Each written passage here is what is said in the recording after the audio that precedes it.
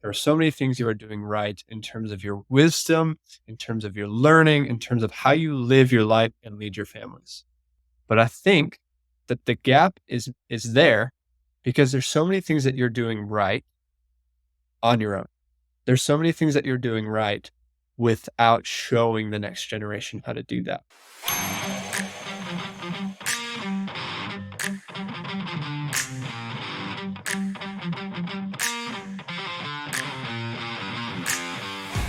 How can young leaders harness their potential and overcome the unique challenges they face today?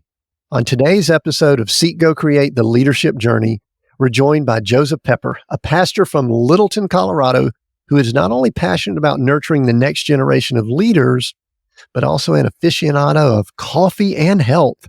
Joey has poured his extensive experience into his first book for the young people, aiming to guide young leaders through the complexities of their development within a faith-driven approach. Joseph, or Joey, right? Welcome to Seek, Go, Create. Yeah, I am so excited to be here.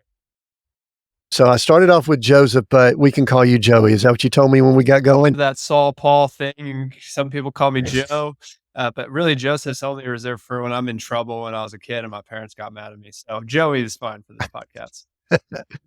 And I think you said you've just recently moved from Littleton and now you're in Nashville. Is that a permanent thing? Are you in Nashville permanent? So I'm in Nashville, at least for the next 2 years. There's actually a church out here is planting. And so I'm part of that launch. Moving, I did student ministry in Denver before of the last 5 years, and then moving that to be kind of the pastoral of a church plant, and hopefully make that more of a cool thing.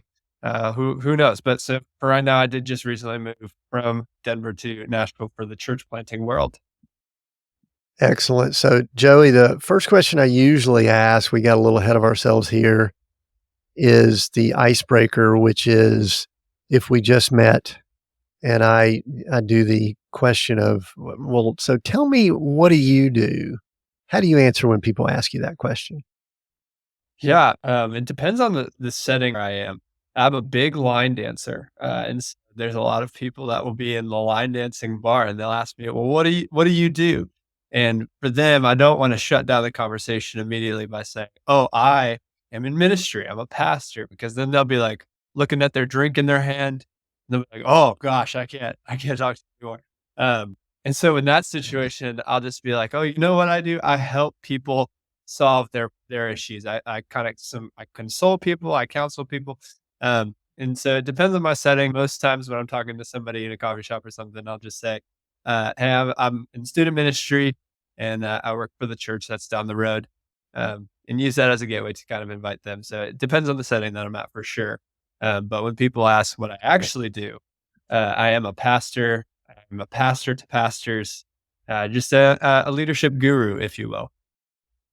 Well, good. The more intriguing thing, truthfully, is the whole line dancer thing, It usually is. because depending on how people grew up in their Christian denomination, etc., many people would think that that is of the devil. So we might need to address that right up front here, Joey. You got to tell me now, are people that dance going to hell or not? I'm a part of a Baptist church through and through, but I don't think so. As you know, it's just good old fashioned country Southern fun, which is why I moved to Nashville. So can't say that it's not where my passion lies. I just love line dancing, and almost as much as I love coffee, for sure. So the weird thing about that, this is going to lead into leadership, and maybe we could dissect this.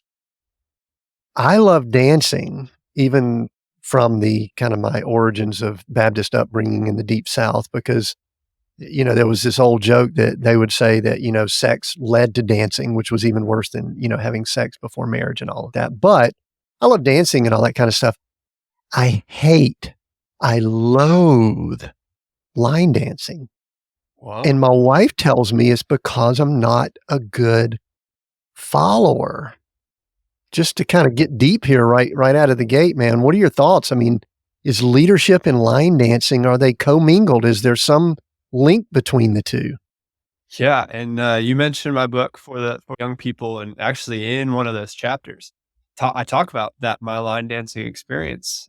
And so I was in South Florida at the time. I was working in construction project management and, used line dancing as a way to kind of blow off some steam. And I was the shyest kid you would have ever seen growing up and did not go out in public and make a scene, do anything. I was the guy who would go to the bar and stand on the outside of the dance floor. And so I did that for the first 3 weeks.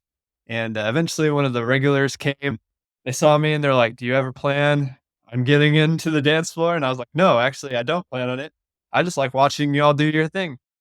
And what she ended up doing was teaching me the next song from outside the dance floor.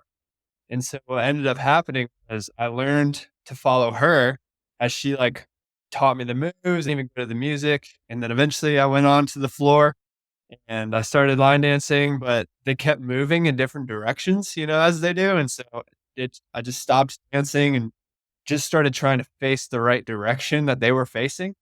And then eventually I learned to follow as they went. And then, a few weeks went by, Tim, and then after that, I was not even following them. I was following the music. I was enjoying it. And then eventually I actually taught line dancing lessons. And so I was the one pulling people from the side, learning to teach them to follow other people. And so, yes, I think there is a principle there. But here's the other principle with that is that you're always following something. Because if I got to the place where I could teach somebody else how to line dance, but if I stopped following the person in front of me, I would step on their heel with my boot, and that would cause a lot of pain for the other person. And so you're always following something. But I think in leadership, if we go away from this line dancing metaphor, as a pastor in student ministry, I believe that the Lord has said that we follow two things. We follow God, or we follow ourselves. We follow our passions. We follow our desires. We follow what the world says um, is better. And so, are we following something in leadership? Yes.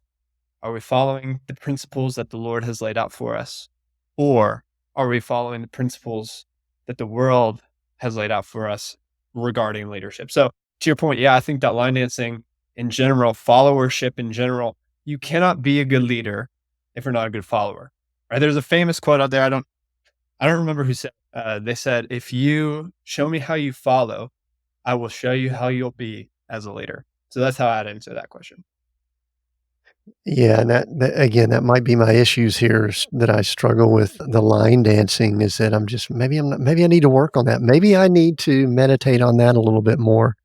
Before we leave this, I do like this analogy, and I think I remember reading that, but I'm going to go a little bit farther with it because when I heard you talking about you were drawn to it, I'm gonna really work this analogy. You're drawn to it because there was something there. There was an entertaining. You enjoyed watching it. Probably there was something with the crowd, the people, whatever. There was an attractiveness to it, but you weren't a participant. You were there. You were on the fringes. You were around the wall. And someone reached out to you, and I'll use this word, discipled Mm. you and drew you in. You drew in and you became a participant, and you were probably awkward, uncomfortable initially, and then you started rocking it. And then you started probably wanting to show off some of your own moves, but you stayed within the boundaries of the group and what was going on. And then you began discipling other people. Now, the reason I bring it up and I use that word is it's all throughout in reading your book and all throughout my church world history, I believe that discipling and discipleship is a word we struggle with. Mm. I think we struggle. So was the example that I used playing off the line dancing, would you say it was good, bad, maybe not maybe? What would you like to say or respond to that example? Yes, I would love to add on to that too, if I could. I think that discipling is not the only thing that we struggle with. I think following is something that we struggle with. I think following requires humility. It requires a certain level of, I am not the best. and there is somebody ahead of me who needs to pour into me, but then recognizing that there's somebody with less experience than me that is going to be following me. So followership is everywhere. As I said, always following something. You never make it. You're always going to follow the next thing. And so I think when it comes to discipleship, and I think to tie into add on to this, um, what the church and what men and what leaders have failed in recently in the recent years, they have stopped calling out people who are gifted, who are called, but who have nowhere or way of finding their next step. And so when it comes to leadership, I always say as a leader, your job is to connect personally and to challenge them spiritually to take their next step with Jesus. I had 50 adult volunteers, and that was their one goal. They had to connect personally and they had to challenge spiritually. You can call that discipleship, you can call that whatever you want to, but that's the mission of followers of Jesus. And I think that what we have failed at as leaders in the church is recognizing, staying within the line dancing metaphor, the volunteers, the people, the congregation who is standing outside the dance floor, just observing and calling them out and say, hey, when are you going to get in the field and play? That's what a coach does, right? They call out something that looks beyond the means of someone else that they even think for themselves, and then teaching them how to get there. Because the process of me stepping foot the first time on the dance floor to then teaching the line dances was seamless. I didn't even know it was really happening until I just began getting good at it. And so when they say, hey, I need you to serve in this ministry, the first time they do that to when they're recruiting their own leaders, that process, that is discipleship, and that happens through natural relationships. But what the leader is supposed to do, and we learn this through the process of following, what the leader is supposed to do is to be the one to call them out in the first place. And so I think that it might not be discipleship is what we struggle with the most. I think the initiating of discipleship is something that all leaders struggle, because you put yourself out there. That's a risk to go and call someone out to do something that they probably don't see themselves. So yeah, I think you're absolutely spot on with that metaphor. The thing that I like about it, and I like this organic approach to the conversation related to an example that might not be as threatening for some people, is that there's a couple of things. One, you were in the room, you were in the bar or wherever it was, that I doubt it was in the basement of the Baptist church that y'all were doing line dancing. If it was, then we're going to have a fun conversation there too. But I mean, you were somewhere, you were there. It wasn't as if it sounds like a young lady, and there may have been some other things going on if it was a lady involved, but there was a lady that it wasn't as if she walked off the dance floor, walked out the doors, went walking up and down the streets and speared you, sitting while you were playing, Minecraft on a video game, and said, hey, I'm going to disciple you to come line dance. It's like, no, that's not a match. That's not, I don't even know if that would be even in an evangelism, space. Some people would say maybe it is. But you were there. There was a drawing in. There was some kind of an attraction. I keep using that word, and I like that analogy, because it basically says there's a two-way thing going on here. Mm. You mentioned followership. She had to have a willingness to teach. She had to feel some degree of at least confidence in her ability to show you. So she had to be, at least, pun intended here, a few steps ahead of you in that process. Many times, I think in our church world, we'll attempt to disciple people that aren't even near the dance floor. Mm-hmm. We'll try to hammer them with stuff and use what I use, like the language Jesus used with the Pharisees. We'll use the language Jesus used with the Pharisees instead of the language he used with the woman at the well. Mm-hmm. He spoke to two different audiences there. I want to ask a question. When someone is speaking to a younger group of people, I think it allows me to ask what I consider to be a pretty rude question, which is, how old are you? I am in the very age of being the mid-20s, the most overlooked age group on the face of the earth. Mid-20s, so like 25-ish? Yes. Are you, okay, because mid-20s could be 23 to 20. All right, so 25. All right, I'd love to know at what point you first recognized an interest in this topic, this bigger topic, which we call leadership. Was there a period of time? I think you actually did talk about it in the book, but I'm going to ask it here. When did you say, you know what? I'm intrigued or interested or maybe gifted in this area? Yeah, I think there's been several times in my life where I've realized that this is something I enjoy. Um, and I will say that two that come to mind, and they started when I was on 4 years old. Um, so my dad, I had the privilege of him being an entrepreneur. He's just that kind of mind. He instilled that in me. And so when I was 4, I would go over to a couple of his businesses and just start picking up trash for as much as he would pay me. I've never had an allowance growing up, but I did work for a paycheck from the age of 4 on. And so I think that really instilled just not only leadership within me, but just a work ethic to just go above and beyond. But I think when I really knew that leadership was for me was when I was about 7 years old, and I wanted to do a lemonade stand. Classic, you throw some lemonade out there, throw some brownies, but this was not for any just generic lemonade stand. There was a Darth Vader helmet that you could put on yourself, that's when you talked, you were Darth Vader.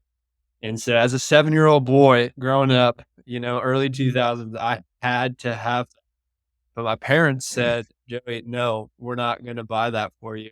They forced me to think outside the box. And so what I did, I was like, "You know what? The only way I know how to make money is by selling this lemonade."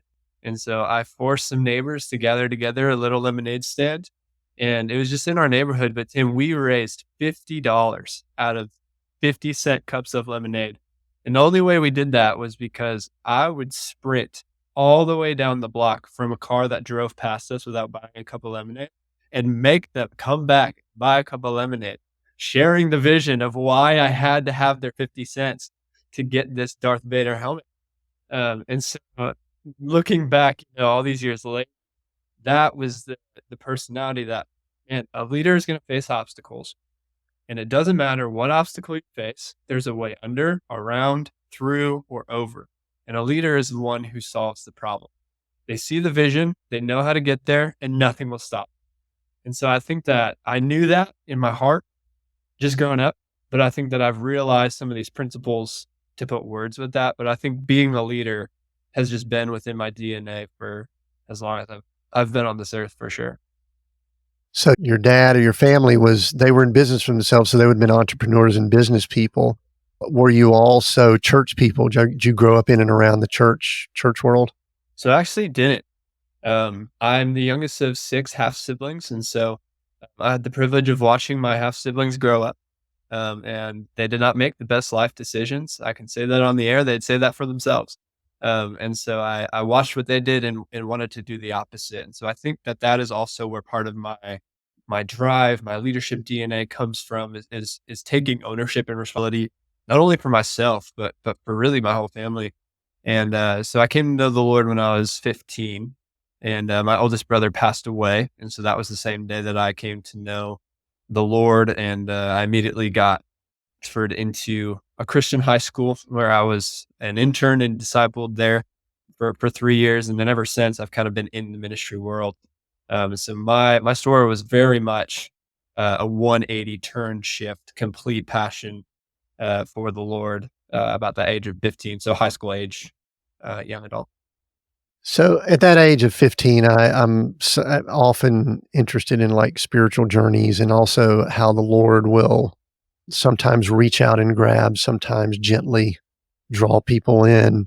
But it sounds like there was a pretty abrupt, or we'll call it a catalytic event, maybe in your family. But did you have some clues before that? I mean, did y'all ever, pop in on, Easter Sunday, or did you say y'all were church going, or? Yeah, so we weren't church going as a whole. I mean, we went some Christmases and Easters, but Growing up, I played baseball my whole life, and one of my best friends, he and I would hang out all the time, and so I'd spend the night on Saturdays, and his mom would wake us up on Sunday morning and say, "Joey, you are coming to church." And her name was Carol. I love Carol to this day, but Carol was the scariest human being I've ever seen in my entire life. And when Carol said, "You're going to church," by all means, you're going to church. And so I had even gone to some summer camps growing up. I got to some church, things with that family. And so all of that was compared to my siblings, right? So I had mentioned that they weren't making the best decisions. And so my entire childhood, I said, well, okay, y'all have this prayer life, whatever that is. Glad for you guys. But look at my family and how well I'm doing compared to them. I don't need the savior. I don't need Jesus. And so what shifted this catalytic event, it's not that my brother died and I just immediately looked up and was like, I have this revelation. It was the culmination of all of the things that this family had walked with me for about 11 years. So talk about discipleship. I mean, they were discipling me. I didn't even know it for 11 years. Talk about a natural process, right? And so for all of that time, I had gained some information about Jesus. And so when he passed away, that was the first day in my life where all of my discipline, all of my drive, all of my ability was meaningless, and I was small, and I was helpless, and I was broken, quite honestly, and so the only way to turn was from the information that I knew about this guy named Jesus, and so from then on, I mean, like, he was the only answer, and he still is the only answer, and he ever was, um, and so I've taken that discipline and drive, and the Lord has really shifted that more so, like, away from the selfish ambition, more towards a kingdom ambition to bring other people to know that in the moment that you are helpless, which is very accurate, you are, the Lord is not, and He will be your help. And so he really met me there. Uh, but he met me there, but Carol Lewis met me when I was 4 years old, and he'd been walking with her uh, for way longer than I've been alive, and so I praise God for that family for sure. I think often, and again, there are a lot of different ways that people are drawn into the kingdom of God, but there is often a carol or a grandmother or a somebody that's there that's probably praying, probably nudging, could be scary at times, like you said, Carol was, but that they are Christianity to people that are out there doing whatever in the world. One of the things that's interesting, Joey, is that it appears to me, let's just look at pre 15 and post 15. Pre 15, you were developing talent, skills, abilities. Probably you had them at the foundation. You were developing them just with your environment and atmosphere that you were around. But you had some, we'll call them skills, that would translate to being, and I'm doing air quotes for those that are listening, to success in the world system. And I think I did too growing up. And I popped in and out of church some growing up, but it wasn't my thing. I was never impressed with what I saw in church world. But one of the things that I have observed, and I'll pose this in the form of a question, is that many times the skills that we've talked about, leadership, decisiveness, aggressiveness, wanting that Darth Vader helmet, they don't, they're not as accepted. They're not as embraced when one all of a sudden begins stepping into the more spiritual, more church environment. What was it like as you started stepping into that world with all of that background that you had pre 15? Just give me whatever comes to mind when I bring that up. Yeah. I think there's a phrase that I find hilarious, and it's called the cage stage. And so, for me, I was a very passionate person. And so when I came to know the Lord, I became really passionate about theology. especially growing up in a family that knew nothing about the Lord. I wanted to prove all of their beliefs wrong, and I was right because I had this new identity in Christ. And so for my high school years, even post 15, I began formulating this view of theology that I was right. And so what that did, it was very similar, taking my passion and then just using it to prove myself that I have made this right decision. Um, and that even came in the form of, I mentioned earlier, I transferred to a Christian high school. And so I had to write my dad a 10-page essay to convince him to pay the bill that this private high school would cost above a public school. And so like, even in that, I was like, man, I'm so fresh, but I still know enough to know that this is where I need to be. Um, and so it really didn't come until after I graduated high school.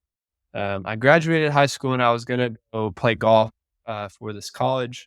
I got a golf scholarship, and so I played for a semester. And so my parents at that point had moved to Florida, and I was from Chicago, so I grew up in Illinois.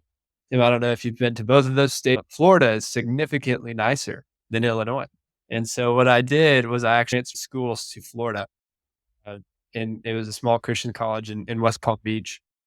And I was there for a couple weeks only, and I went to a career fair and I was hired as a construction project manager.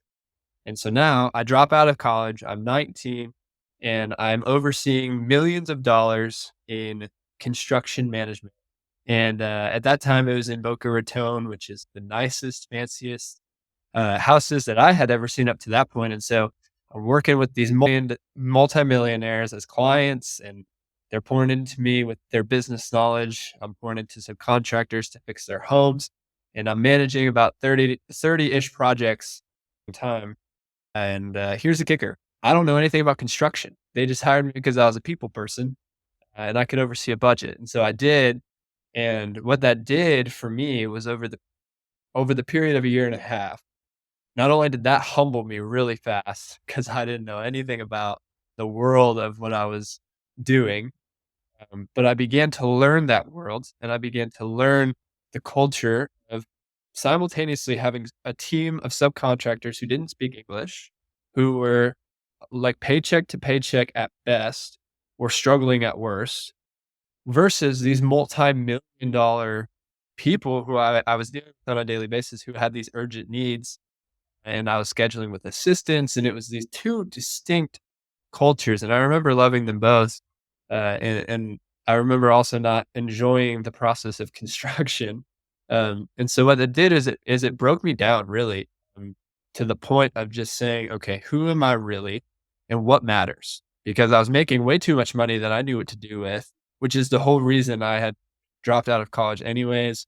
For my whole 19-year career at that point, had been striving for money, and I found it. I found the success that you had mentioned earlier. You're absolutely right. Some of those traits do lead to some worldly success. I probably could have at one point, if I stayed with that company, built one of those houses in Boca Raton for myself.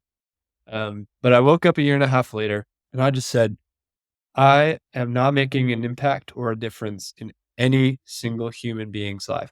And I'm not connected to a church. What happened between going from an intern under a campus pastor and seeking ministry, having thousands of hours of ministry experience, to this construction manager who goes home after work and does nothing and sees no one and really is only out to make money for himself. I said, where is this making me any happier? And so I think that the process of having these skills, because I would say that I still do. I'm still very driven, very goal oriented, very disciplined. You mentioned in the intro that I love coffee and health. I still very much do. Um, but also this sense of empathy in culture, and wanting to just be at the heart of a person, because that broke me down. I think the death of my brother broke me down. And I think the Lord has used significant events in my life or processes, over the span of weeks or years. And then some of my ministry experience too, we can get into in a few minutes. But I think these experiences have driven in me the other end of the spectrum, right? Because most people, I'm a type 3 on the Enneagram for you listeners who are Enneagram fans, achiever, high achieving person. I think most people will look at someone like me and think he's not going to be able to relate to me. He's not going to be able to understand where I'm at because he just wants to get things done and he's got the energy to do it, young 20s.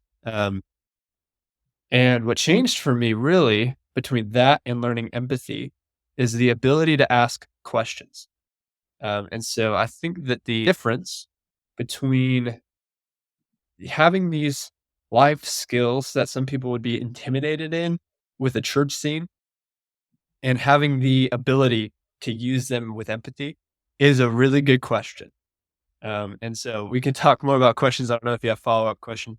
I think one of the greatest passions that I have developed through this is teaching other people to ask questions. And I've kind of coined the term the investigative leader, which is something that I'm kind of working through right now, which is how do we as a church, how do we as a leader, how do we see the people who, to go back to our original metaphor, are on the outside of the dance floor and not teach them with the lessons we know, but coach them through the questions that we ask. So that's what comes. I mean, obviously, someone who hosts a podcast loves asking questions. So I love the thought of that. But just a little bit more on what I was asking there. I guess something that I have perceived, could be incorrect, it could just be my paradigm, is that often, I'm reading between the lines here, you could tell me if I am or not, that often someone who is high energy, often who's someone who is very task oriented and leadership oriented and things like that, if they step into what we'll call an established church culture, they're initially excited until after a while they go, now hold on a second, Joey.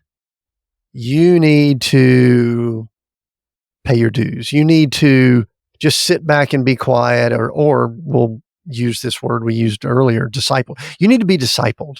We need somebody to disciple you. So I'm exaggerating slightly, but you need to sit back, shut up, keep that energy, or you could use that energy in the parking lot. We'd rather it not be around things that are important.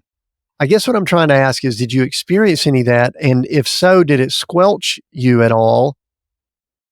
And I know that it impacts the young leaders that are, here's the opposite of it.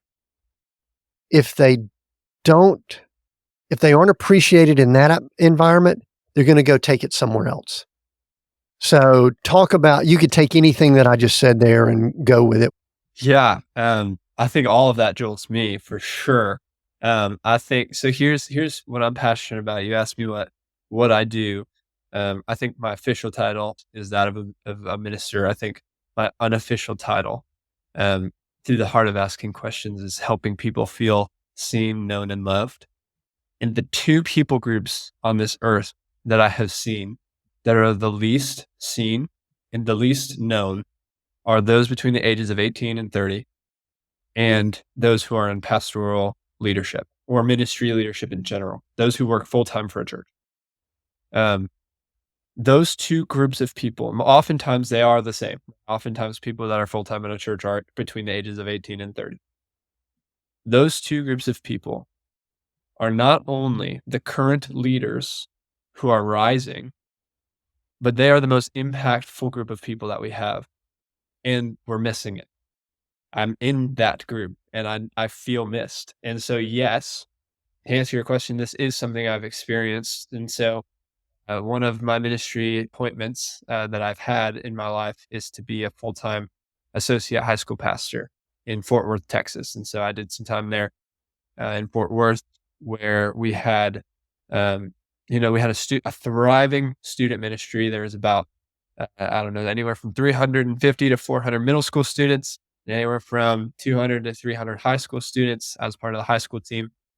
We had a thriving group system with parents, families, young kids. Our children's ministry was bursting out the seams.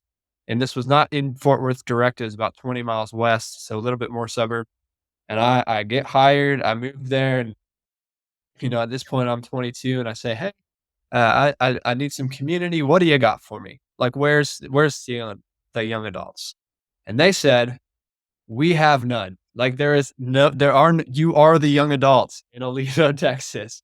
And And I said, I don't believe that it's true. I said, you know what? I've been to the grocery store. I've been to the coffee shops. All the people serving me there are young adults. And this is the biggest church in the area. So where are they? They said, oh, we've tried starting that, 6 or 7 times. And that the most, you didn't ask this, but I'm going to bring it in there anyways. The most detrimental statement to a leadership is we've already tried that. And so I got that. And they said, you know what? Like, your job is high school ministry.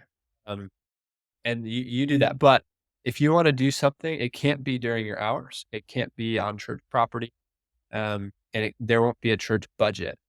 We've tried it 6 times, but like, you're a young buck. Go try it again if you really want to. And so That's that was kind of that's the nice way of saying we're not going to pay you anything for that. exactly, exactly. Like that was point number one where it felt like you're just young. You think you know better and go do it. And so I had kind of the green light, whether or not it was, granted to me fully. But so what I did was I just made a solution. I was like, you know what? We have 3 of us. We're going to start meeting. And then eventually I got connected to the owner of a coffee shop and we were meeting from this coffee shop. All of the baristas started coming. And so now we're up to about 15 and the Lord just really grew that. So we outgrew the coffee shop. We started meeting on Tuesday nights. We outgrew the coffee shop. Eventually I built up a leadership team, handed it off to them. And so at that point, the church was like, okay, we'll let you use our buildings. You can have an Instagram. Here's a little budget. Um, and today, it's been 2.5 years since then, and the group is still growing strong. We've seen probably over 150 different faces come through that, which for a church that had 0 young adults is pretty substantial. And so, I think that the point is that they may not explicitly say that they don't believe in the next generation of leaders, um, but they're not empowering them or trusting them to do the things that God has put on their heart and gifted them to do. Um, Nor did I receive any development along the way, kind of for that. And so I think that the purpose is, I was talking to a pastor in Denver not too long ago. I was like, "Hey man, just how's it going? Who's checking in on you?"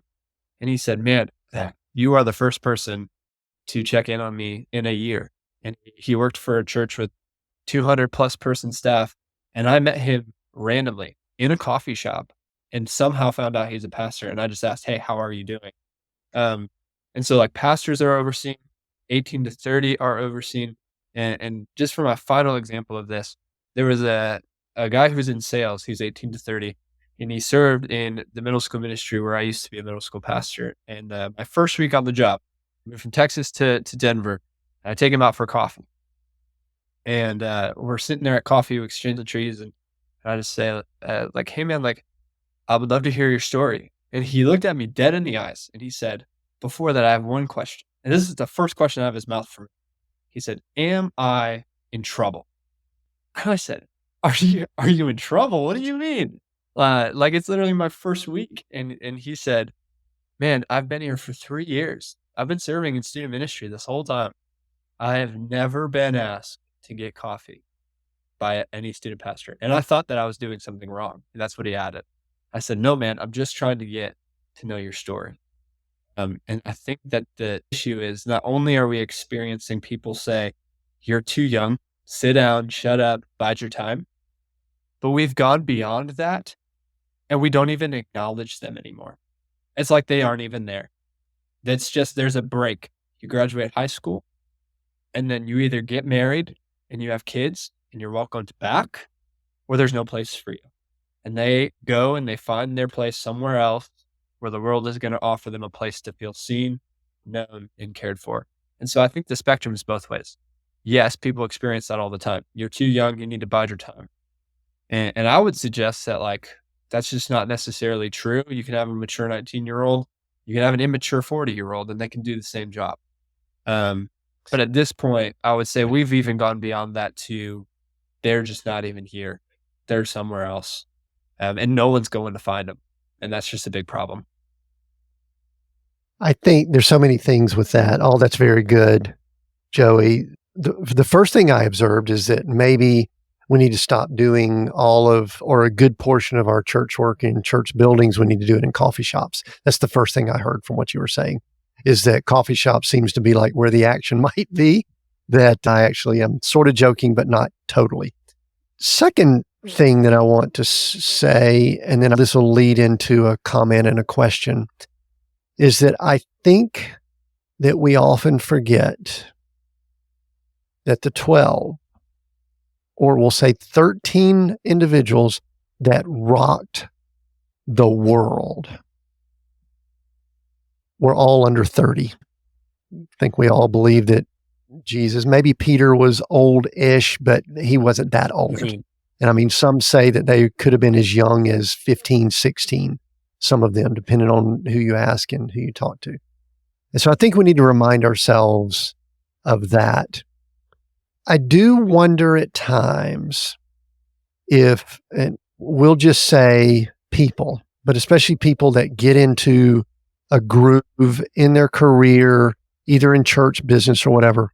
And in today's culture, if we're leading such distracted lives, if we have so much going on, we have not allowed any white space or any time to do what you talked about, which is go have coffee with people or do what I'm doing here. This is one of the reasons I do this. I love having 1-hour conversations with people like you, but we have built so much into our lives that we are so focused on self and ourselves.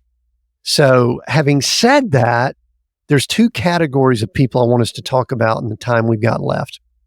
And I'm going to ask you point blank to talk to people in my age bracket. I'm going to ask you to talk to us about what's going on. What are we missing? You went through a few things there. I kind of mentioned a couple things too, but I want to bridge some gaps if possible. I'm in my 60s, so we are definitely not of the same generation. So that's the first group we're going to talk about. And then we're going to finish up by having you talk to the group that are in that age bracket that you wrote the book for the young people. And we're going to give them some practical steps to finish up that they can deal with people that might be in my age bracket or just deal with their situation. So first question, Joey, look in the camera, talk right in the mic, and I'm going to give you time. I will try not to interrupt you, but tell me what you would love to tell me that me and my generation are messing up with when it comes to dealing with your generation. Yeah, I mean, I love telling people what they're doing wrong. So I love this question. Man, I think that to establish that is to first establish that there are so many things you are doing right. There are so many things you are doing right in terms of your career. There are so many things you are doing right in terms of your wisdom, in terms of your learning, in terms of how you live your life and lead your families. But I think that the gap is there because there's so many things that you're doing right on your own. There's so many things that you're doing right without showing the next generation how to do that. I think the classic example is taxes. Taxes are not learned in schools. Everybody who still does taxes doesn't even know how to do them, and they got a guy. They got a guy. And so I would say for your generation, and I'll speak to this a little bit more when I talk to my generation, that there is a generational gap of how people receive leadership. And so for the more seasoned ones that are listening to this podcast, I would suggest this. I would suggest that you are at the place now where your life has not passed you by. God has equipped you and used you in whatever your story may be in such a subtle way to bring your story to a purpose. And your purpose is to pour into the next generation. But I said earlier, and I'll say it again, we are always following something. And so as a leader, don't stop following people. Keep following the Lord in the way that you have. Keep leading your family in the way that you have, recognizing that someone is following you. And the way in which to reach them is not going to be the way you were reached. There is a generational shift that has gone on. And I think the gap is getting bigger because younger people are realizing that. And the more seasoned people are questioning why there's a bigger gap. Because it worked for them, they've reached their success and they know the way. But the world has changed and the way has changed. The way to heaven hasn't changed. Jesus is the only way. But the way in which you're going to be able to connect to a younger generation is significantly different. It is with the introduction of technology, sure, But I think it's more so what you touched on earlier. It is the introduction of the busy culture. And I think that instead of fighting the busy culture, which we could do, but we'll take one step forward and three steps back with a busy culture. We work into the busy culture, um, and we meet those people where we are in a very natural way. And so, yes, we're called to disciple, but we are also called to seek, go, and create. I love the title of this podcast, right? And so, for your generation, I think what's really massively important is that they never stop doing that for themselves, right? Your time is not, your time is beginning. You have learned, you have wisdom, and that needs to connect personally and challenge someone spiritually. And if you are not doing that with what you have learned, then that is why the gap is getting bigger. You brought up something I think that is, my wife and I discuss this quite often, that we are still in a very high seeking mode. Mhm. Growth, Dweck talks about fixed mindset or growth mindset. And I think what we observe is that there are many people in our age bracket that they're done. They're still here, but they're done. And they've been done for a long time. And they're cynical, they're crotchety. I could throw a lot of words out here. And they kind of get ticked off at your generation because they don't know why you don't come to them and ask how to do your taxes or whatever, even though truthfully, not many people know how to do taxes nowadays with the way the government's done that. Maybe not a good example. Maybe line dancing should be what we should be really learning how to do.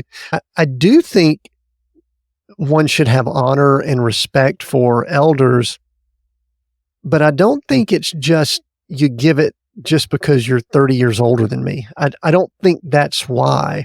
I think it needs to be that Joey says, Tim, I always hear you talking about some book you're reading, or you said you just went through 6 months of studying eschatology and revelation at whatever age you're at so that you can learn different things that, I'm in a deeper spiritual study right now than I've ever been in my life.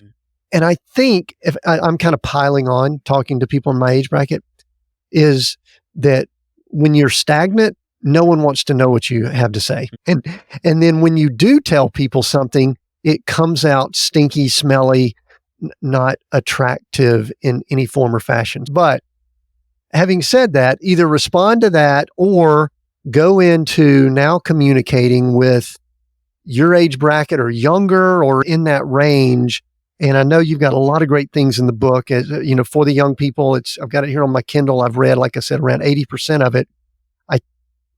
I think it's such a great basics of leadership book in many ways, I think. So, all right. So respond to me or go into giving some instructions or speaking directly to people in your age bracket about leadership. I've kind of bridged the gap from what you were saying to the younger people and also including the older generation in there as well. The younger generation, they want to receive leadership in a way that is completely different than what the older generation has received before. Before, the Gen X received leadership as more military style. You had one guy, very clear leader. Here's the order. Go execute the mission. And that's how you guys enjoy receiving leadership and leading in general. I think when you come to the millennial was kind of more of, I'm going to enjoy an ambiguous kind of leadership. I need vision and I need direction, but I also want this space to kind of do my own thing and figure out who I am. So like, give me the vision and direction, but don't give me the task by task line item.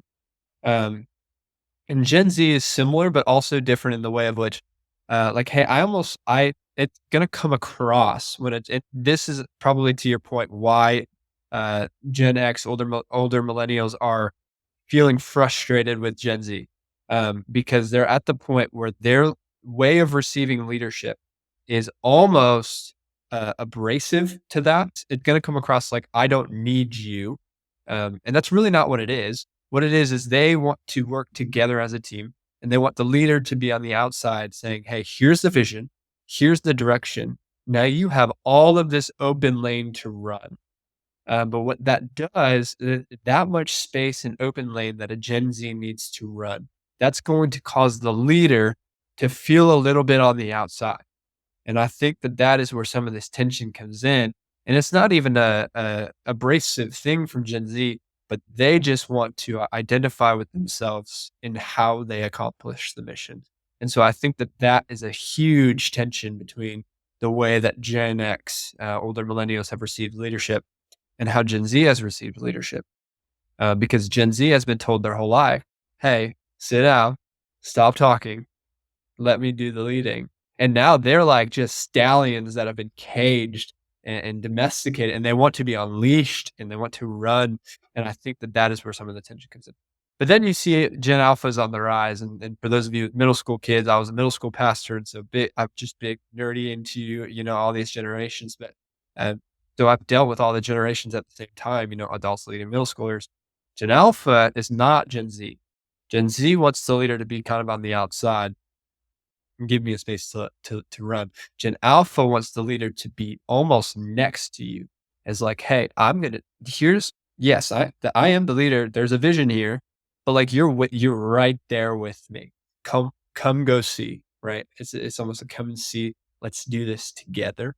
And I think that Gen X is more like, hey, here's the task. Here are every line item you need. I'll be in my office. You go do your thing. But Gen Alpha is like, no, no, no. I want to sit next to you in the cubicle. I want to do this together. And so I think that there's just some tension there with generational learning in general. But what I would say to the younger generation explicitly is that rarely have I seen mentors ask to mentor someone else. Rarely. I would say every mentor relationship that I've had, both formal and informal, have come from me seeking it out. And I'm a firm believer every conversation you have is a mentor conversation. I can learn from anyone. I've learned from this conversation, from your insights. And it doesn't take a formal relationship to learn from an older individual. But what does take intentionality is for you, young person, to go to the older generation, who, by the way, although we agree with it or don't agree with it, they have done a lot of things right. They do have a lot more wisdom than we do. We absolutely must respect them on every level, as we would respect any person, or should at least. But what we need to do is we need to take the first step. And I think young professionals have been overlooked for so long that that's their identity. And now they're not even seeking to take the next step. And so what I would say to the younger person is what I would say to the older person. Connect personally with them and challenge them spiritually to take their next step with Jesus. When you go up to an older generational person and you say, hey, I need you to meet with me weekly.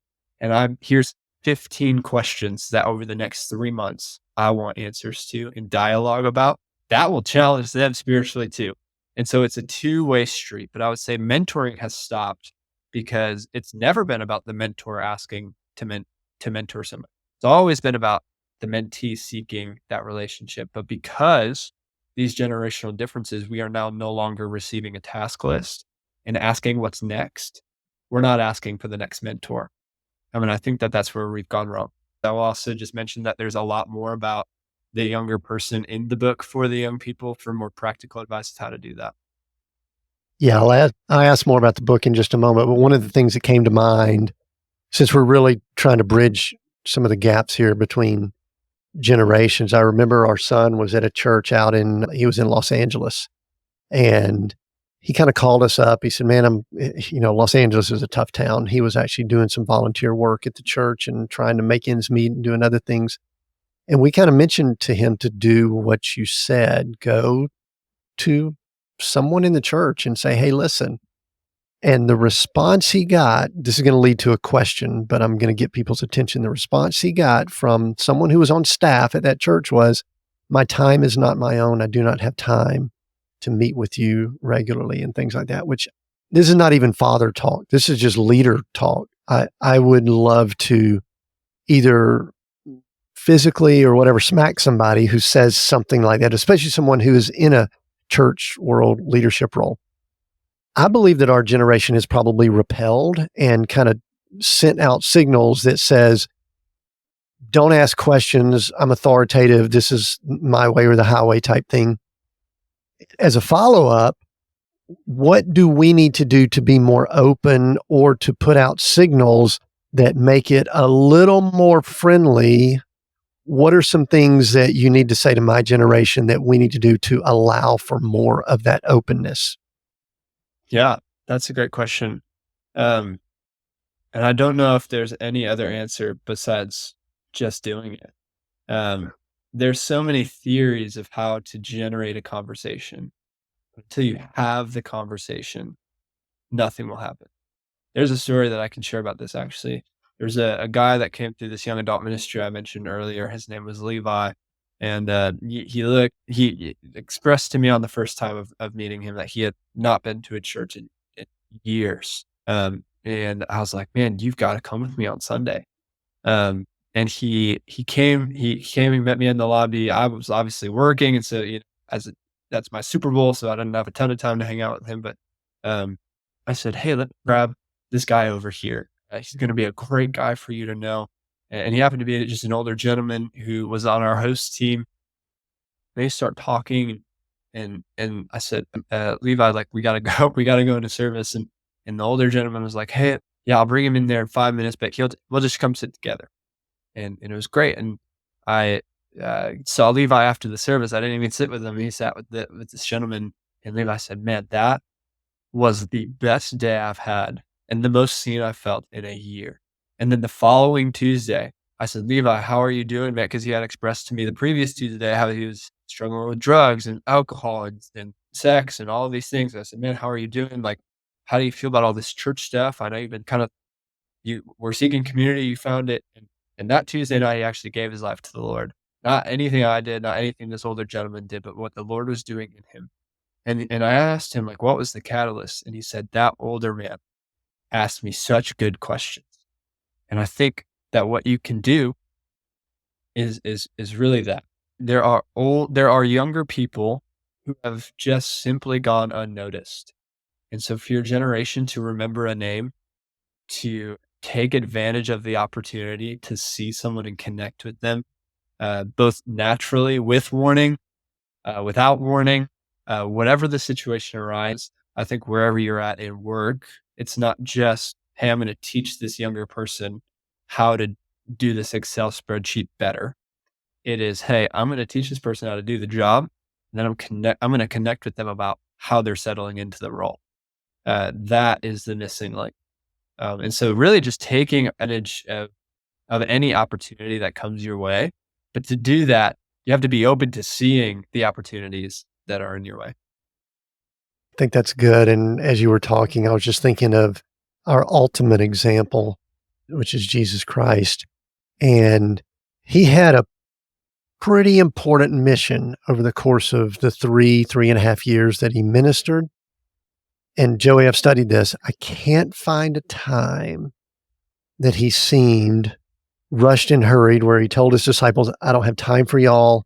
Oh no, I don't have time to sit here at the well. I can't think of it. So my pointed statement to anyone going, yeah, I don't have time and all that is it. So your stuff's more important than being savior of the world. So, hey, Joey, somewhere along the way, you decided to write a book for the young people starting out in life and leadership. Tell me about that. Tell us who it's for and any little nugget or anything about it that you want to mention. And then I've got another question or two before we wrap up. For the young people, starting out in life and leadership by, I like the name here, Joseph Pepper, not Joey, Joseph Pepper. Yes, full name for sure. But it'll be easier for me to tell you who it's not for. The only person this book is not for is for the person who doesn't want to grow in their own life and faith. The person that it is for is people in your generations to understand how the younger people think and how the younger people are entering into their own leadership positions now. I think the age group that it applies to the most are those high school and young adults and college students who are forming those leadership habits. James Clear has a great book, Atomic Habits, that inspired a lot of a chapter of the book, chapter 6, Healthy Habits, that I have in there. And one of these things, my passion for fitness and health has come through a lot of medical issues in my life. So I've navigated just a lot of hard situations. And what I've come to realize is that everybody has. We all have our hard situations. And so this book is really for those people who need that breakthrough encouragement of how to break the wall of complacency, of I don't know what I'm doing with my life. I feel like identity is one of the biggest issues right now. And so that's really the main drive of who it's to. The reason I wrote it was I was doing ministry in Denver, and there was that one pastor in the coffee shop that I mentioned. What I didn't mention were the dozens of other pastors in that coffee shop and others who had experienced similar church hurt, similar leadership failure, and similar lack of development. I think when you look at the business world and when you look at the military, their ability to develop people is years above and beyond what we are doing as a church to develop our staff. And it broke my heart because I'm a big leadership guy, but I'm also I care about ministry leaders and I want them to be in it for the long haul. I want to be in it for the long haul. Um, and so what really drove that book was to collectively just see pastors and say like, hey man, I see the struggle you're going through. And so that was a lot of the reason that I began typing on my computer the words that I did. Very good. Well, like I said, it's an excellent read. Where can, if someone just wants to reach out to you, where can they find the book? I'm guessing Amazon, all that kind of stuff, but where can they find the book? And if someone just wants to connect with you, go ahead and give that verbally here. We'll include it down in notes and all, but where can people find you? They can find me Instagram, Joey_Pepper12. They can find the book on Amazon, or if they want to listen to this some more, I unpack a lot more of this on a podcast called Ministry Cohort, which is just similar to this. We interview a lot of guest speakers about leadership, faith, life, all of those things. So those three platforms are a way to connect with me. Good. We'll include that. Joey, we're seek, go, create. 3 words. Going to allow you to choose one of those. Resonates more with you than the other 2. Seek, go, or create, and why? I think I'm going to choose 2 because I'm going to steal. But this podcast tells me that it's about seeking. Was my go-to word, but I'm really passionate about go. Acts chapter 1, verse 8 says, "You will receive power when the Holy Spirit comes upon you. You'll be my witnesses in Jerusalem, Judea, and Samaria, and to the ends of the earth." And we see this in Acts unfold because at that point, Rome was the ends of the earth. So we see the church expand from Jerusalem, Judea, and Samaria to Rome. And so now the world's bigger. So our mission is bigger. But until we go, if we stay in our tight-knit circles, we will get phrases like we've tried it that way. We've already done it before. We'll look at young people and say, sit down, your time's not now, stop talking. That's when we stay. But when we go, we experience so much more and we allow so much more freedom for leadership development. So not only is go a discipleship term and an evangelism tool, it's also a leadership tool. And going will allow us to see a lot more than what we see when we stay. So I would say go is the one that I resonate with a lot more. Very good. Thanks. What a great conversation this has been. Line dancing, Darth Vader, leadership. I think we have almost covered it all. I do recommend people get the book. Excellent book for the young people starting out in life and leadership. And I do agree it's really good for people, we'll call them mature, we won't call them old, that just want a perspective of some of the challenges. And maybe it just helps softening our hearts so that we can become more humble and communicate better with that generation. So I appreciate everybody listening in. We have new episodes here at Seek, Go, Create every Monday. We're on YouTube. We're on all the platforms. Keep sharing, keep commenting, keep listening. And until next time, continue being all that you were created to be.